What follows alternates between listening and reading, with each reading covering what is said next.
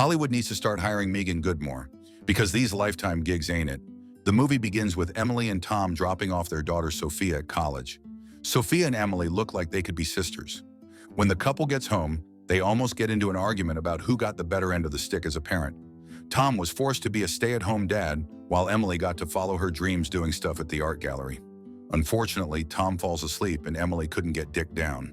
The next day at work, Emily gets her daily dose of morning praise from her brown-nosing assistants, Byron and Sasha. Once they've buttered her up, the two minions immediately tell Emily that their main artist for the gallery has just dropped out. Emily panics because they're about to open in 2 weeks, and they can't do that without an artist. Slap something on a wall and white people will eat it up either way. However, Sasha tells her to chill because their boss, Margot, has already found a replacement. Margot arrives and introduces their new artist, an Italian named Carlo, who is giving Temu Joe Jonas. Emily's gay assistant can't help but stare at him. Then when he leaves, they tell Emily that Carlo wants to lick you like gelato.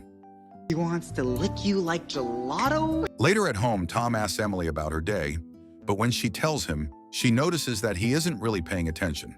Tom apologizes and says he was just too in the zone with his book. Since they're alone now, Emily tries to get some action with her husband, but he shuts her down in a heartbeat because he prefers to spread books more than her at the moment. Feeling humiliated and frustrated, Emily goes to take a bath and ends up fantasizing about Carlo. Now, why they couldn't find a man who's more fun because Carlo isn't giving. When Emily asks Margot how she feels about their gallery situation, she expresses concern that they don't have enough art pieces from Carlo. So she tells Emily to visit Carlo and maybe charm him into producing more artwork for them. Of course, Emily obliges since it's her job, but she interrupts his photo shoot session in which he's also shirtless. After Emily asks him to produce more art, he ends up charming her and wondering if she wants attention. Lucky for her, she manages to stave off her thirst for now and leave unscathed. Emily's husband fine, so she better not go for this olive oil mayonnaise. Then later that evening, Emily and Tom have dinner with their friends who tell them that some marriages collapse after their children move out. Scared of letting that happen, Emily throws herself at Tom when they get home. But once again, he straight out rejects her. It's been three and a half months and counting. Having that long of a dry spell when you're married is crazy. That man has to be cheating. It seems he wants nothing else in his brain at that moment other than writing his book. He has always felt like a trapped housewife, and now that Sophia is gone, he feels alive and has more time for himself. The next day at work, Sasha tells Emily that she has some interviews lined up, but Carlo isn't answering her calls. So once again, Emily visits Carlo to do the interviews. This man keeps touching her cheeks and asking her to stay for a glass of wine. After a few drinks, they end up dancing.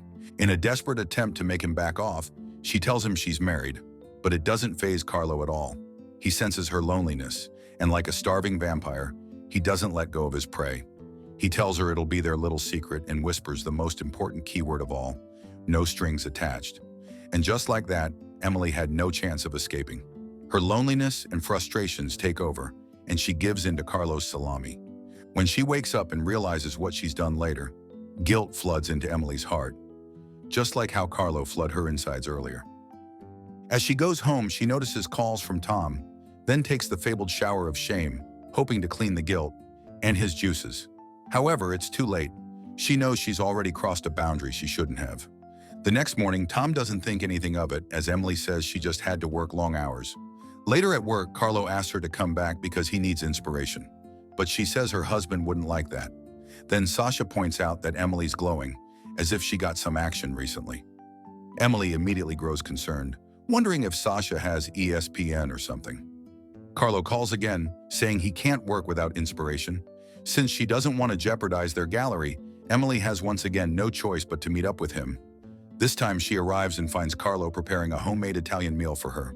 He fills her ears with romantic words like Parmigiano Reggiano, of course, mascarpone, pancetta. He even feeds her pasta, making her unable to resist. Emily finally opens up that she has been feeling neglected by Tom. Of course, Carlo doesn't let the opportunity slip by to tell Emily that if he were her husband, he would do a much better job. So she gives in and eats his pepperoni. However, something unexpected happened after. While Emily is sound asleep, Carlo sneakily takes a photo of her in a vulnerable situation. Then the next day at the gallery, he reveals he took the photo, which makes her feel betrayed and violated. When she asks to see him in her office, he thinks it's an open invitation for some munching, but she demands to see his phone. Carlo starts ranting about the two of them being in love and running away together. Fortunately for Emily, their conversation gets interrupted by Margot, who takes Carlo away, thinking she too can eat his aubergine. Later that day, Emily breaks down in tears as she tells Sasha about Carlo and that she's already a dickhead to him. Sasha tells her to calm down and not to take it too seriously. She says after a few days the gallery opening will be over and Carlo will go home to Italy. No harm done. In the evening, Emily is surprised that Tom starts speaking Italian. It seems he's cooked her some mac and cheese, complete with the fake Parmesan cheese from the grocery. Emily desperately tries to hide the fact that she's now allergic to inauthentic Italian dishes. After all, the Walmart version is no match to the one an Italian guy like Carlo makes. Tom feels something is off and asks Emily what's bothering her. She tells him it's Sasha's birthday and she's supposed to hang out with her instead of staying at home. Being the supportive husband that he is, Tom tells her to go and have fun and he'll take care of the house. Despite her better judgment, Emily takes a pill from Sasha when they meet at the club. It's supposed to help them unwind. Doing this in your late 40s with your assistants is crazy. Not long after that, Margot arrives, and guess who's with her? The spaghetti psycho. After a while of partying, Emily goes to the ladies' room, and Carlo follows her. She tries to say no to him at first, but she quickly changes her mind and gives in to his ratatouille. When they return to their friends, Sasha tells Emily that Sophia got into a car accident. Emily rushes home, but when she learns that Sophia is fine, she tells Tom she'll deal with everything the next day because she's too hammered, but Tom isn't happy about this. In the morning, Sophia comes home and Emily hugs her. She also apologizes to Tom for her behavior the other night. This close call was the realization she needed to stop getting dicked down from Luigi. Since it's the gallery's opening day, Emily goes to work and everything goes wonderfully. Tom and Sophia even arrive, and Carlo introduces himself to them. However, as the event is about to end, Carlo drops a bomb that turns Emily's world upside down. Margot presents what she deems Carlo's best work yet. To everyone's shock, it's the picture of Emily's back that was just broken. Emily's life shatters. She gets humiliated in front of her family and even loses her job because Margot wanted Carlo's D for herself. As for Carlo, he doesn't care about the damage to her life. She tells him to stay away from her, but Carlo makes it clear she won't get rid of him that easily. She has the nerve to go home and lay in the same bed as her husband. The next day, she's left all alone. Immediately, Carlo doesn't stop bothering Emily. He calls her nonstop. He even visits her house and throws a tantrum, scratching her car when she tells him to leave. Emily also learns that Carlo's ex filed a restraining order against him, indicating he's a dangerous man with no self-control, whose mama coddled him and never said no. When Tom gets home later, he confronts Emily about the photo, and she blames it on deepfake and AI. She denies having slept with Carlo, even though that was the reason Margot had fired her. Tom believes her lies. Eventually, the two make up and decide to sell their home so they can move to Berkeley for a fresh start and be closer to Sophia. Surprisingly, the one who shows up to buy the house is none other than Carlo. So later that night, Emily confronts Carlo to end things with him. He asks her to give him one last kiss before she leaves, but he ends up trying to force himself on her. So Emily slaps him in the face and pepper sprays his mid-face. A few months pass. Emily and Tom have now moved to a new home in Berkeley. However, Carlo is still there, silently observing from a distance, and Emily notices this. Thinking the nightmare is over, the couple decides to do the nasty. Then one day, Carlo goes on to steal Emily's dog. When investigators come over to take information on the incident, Tom is still in his Delulu era, thinking the photo of Emily was a deepfake. After they leave, Emily finally admits to her infidelity to the spicy mayonnaise man. Tom finally gets a backbone and kicks Emily out the house. Carlo then goes to visit Sophia at school. She asks what he's doing there, and he says he's been invited as a guest speaker. However, his main goal is to kidnap her and take her hostage along with Tom to lure Emily.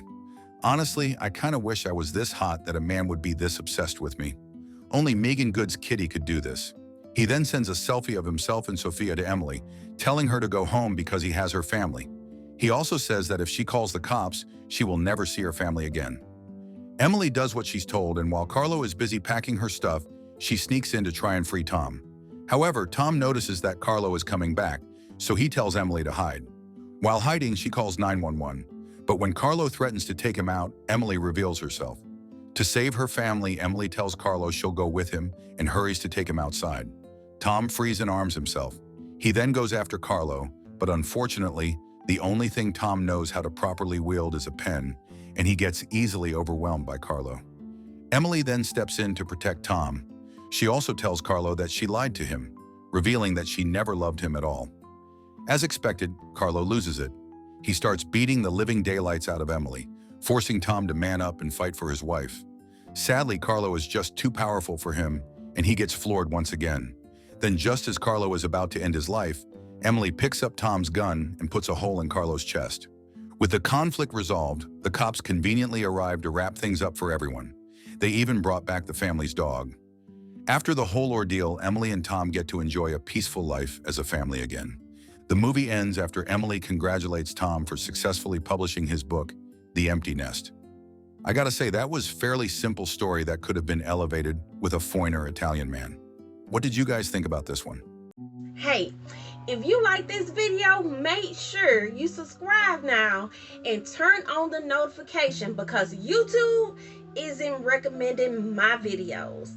And if you'd like to watch more foolishness, click here or here.